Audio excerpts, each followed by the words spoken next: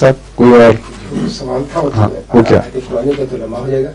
आज ही एक रिसर्च छपी है कि जो डमी देते हैं बच्चों के मुंह में, क्या चीज डमी जो छोटे बच्चों को देते हैं ना, एक बुतिया बुतिया जी बुतिया, ठीक है, तो वो कहते हैं कि उससे दांत खराब हो जाते हैं, नहीं, वो कहते हैं उनकी अक्ल पर फर्क पड़ता है। ये रिसर्च अगर भी फर्क पड़ता है। हाँ, हो सकता तो है। ये कहते हैं कि हम ये पूरे तौर से नहीं बता सकते, हो सकता है कि जिन घरों में ये दी जाती है वहां का माहौल असर करता है। बिल्कुल वाज़ेह बात है।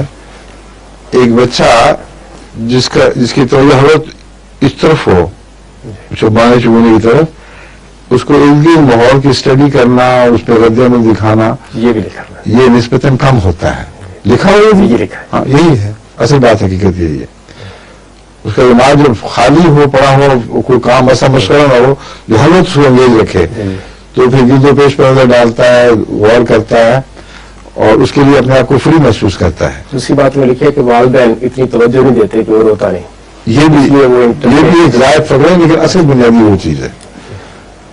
उसकी वजह से जो बच्चे उभरते हैं वो कहते हैं लम्बी पंजू से बन के निकल रहे होते हैं। जितने बुचिया वाले बच्चे हैं ये नहीं कि पागल रहते हैं, बड़ी देर तक रहते हैं पागल, और उसके बाद जब फिर वो वापस आते हैं तो जब सलाहियतें जागती हैं तो अल्लाह के फजल से पिछली कमियां भी बहुत हद तक पूरी हो जाती हैं।